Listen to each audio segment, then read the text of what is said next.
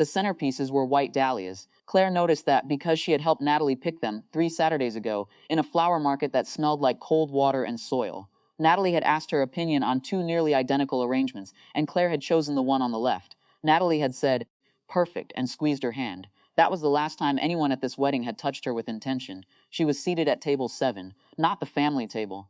Table 7 was near the back, close to the door that led to the catering kitchen, which swung open every few minutes with a soft percussion of noise and cool air.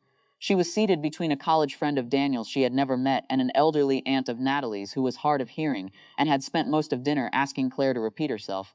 Claire didn't mind the aunt.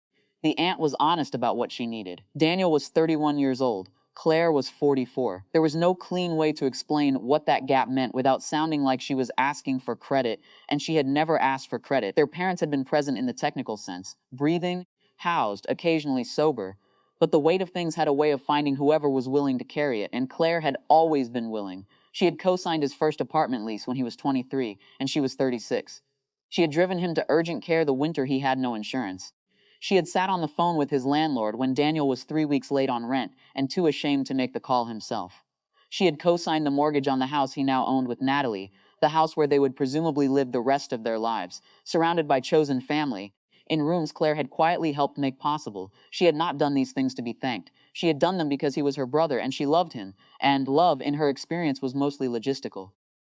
The toast began after the main course. Natalie's sister went first. She was funny and warm and cried twice.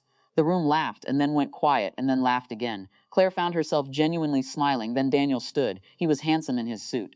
He had their mother's jaw and their father's height and a confidence that had always come easily to him. The kind that arrives without effort when someone has always had a soft place to land. He clinked his glass and the room settled and his voice carried without the microphone. He spoke about Natalie for a while, and those parts were lovely. He spoke about the life they were building. He thanked her parents by name. He thanked his college roommate, Marcus, who had apparently talked him out of a bad decision in 2019 that Daniel didn't elaborate on. He thanked the groomsmen. He thanked the vendors, briefly and warmly. Then he raised his glass and, most of all, "I want to toast the people who actually mattered in my life, the ones who chose to show up, the family I found, not the one I was handed." The room responded the way rooms respond to that kind of sentiment, warmly, approvingly, glasses lifted. Claire's glass was already in her hand. She lifted it too, because not lifting it would have been its own kind of statement, and she had not come here to make a scene. She drank. The wine was good. She noted that Daniel did not look at her during the toast. He did not look at her after. Her purse was a simple black bag, not large, sitting against her hip. Inside it, her phone, her keys, a travel pack of ibuprofen, and a folded envelope from First National Lending Group containing the refinancing documents Daniel had called her about 11 days ago. He had called on a Wednesday evening, voice low and hurried, explaining that interest rates had shifted and the window was narrow, and he just needed her signature as the original co-signer to release the existing loan and move forward. It was a formality, he'd said. She'd heard that word from him before. She hadn't signed yet.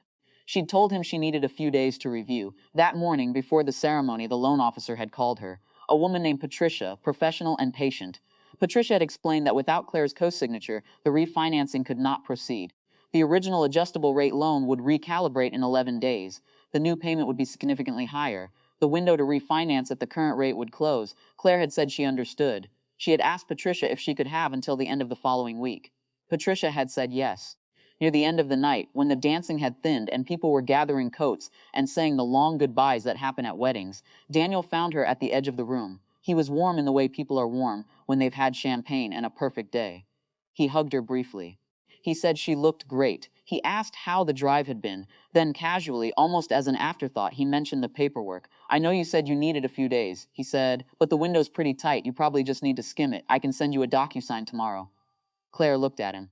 She thought about the flower market 3 Saturdays ago and how Natalie had squeezed her hand and said, "Perfect." She thought about the apartment lease and the urgent care and the phone calls she had made on his behalf that he had probably already forgotten. She thought about table 7. "I'll look at it." She said that was all. He seemed satisfied with that. He moved on to the next goodbye. She drove home on a quiet highway, the radio low, the envelope still in her purse on the passenger seat. She wasn't angry. She wasn't triumphant. Those would have been easier emotions to carry. What she felt was something more like stillness. A door she hadn't known she was leaving open had, sometime during the toast, quietly closed. She didn't know yet what she would sign. She wasn't sure that was even the point anymore. What she knew was that for the first time in a very long time, the decision was entirely hers. She drove the rest of the way in silence, and the silence felt for once like something that belonged to her.